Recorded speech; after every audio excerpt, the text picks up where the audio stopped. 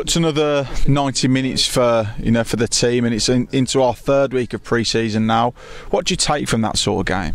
No, we take a lot of positives from that game. It was another good workout on the back of Crewe, two possession-based teams, and another warm night.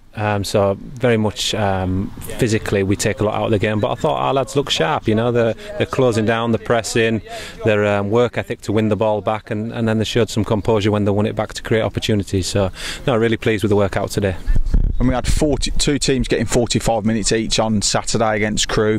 We've got half a team getting 60 minutes today and some getting 30.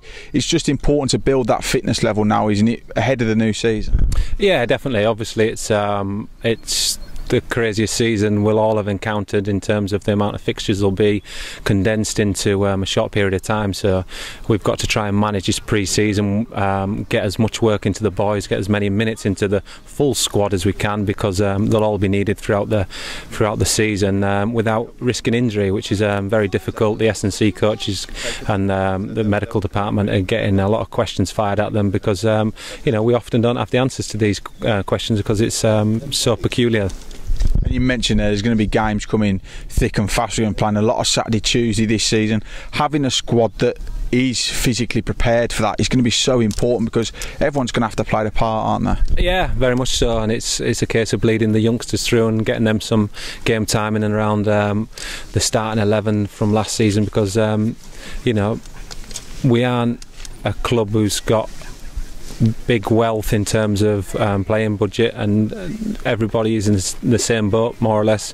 They're unsure how this COVID's going to work out and which way it's going to turn. So finances is something that everybody's concerned about, obviously, because we can't get in and get the fans in at the minute. So it's a case of getting these youngsters through. It's opening the door for them and exposing them to first team football and seeing how they react, because we're going to need them, hopefully. So yeah, it's a silver lining, I suppose.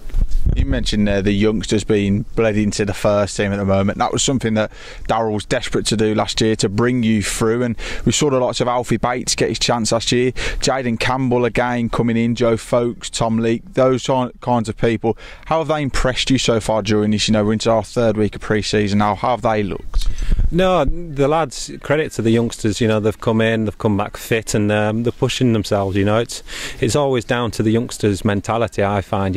It's not a case of you find pure talent that's going to make its way to the top with a click of the fingers without doing the hard miles. It's a case of the young lads applying themselves, preparing themselves, and trying to get a first team shirt and keeping it. And to do that, you've got to have an unbelievable work ethic about you, and that's what we've got with this group of players. They're all pushing each other, they're all helpful to each other, and it's competitive. And no, I'm really pleased with how the youngsters have come through, and it's a bright future, hopefully.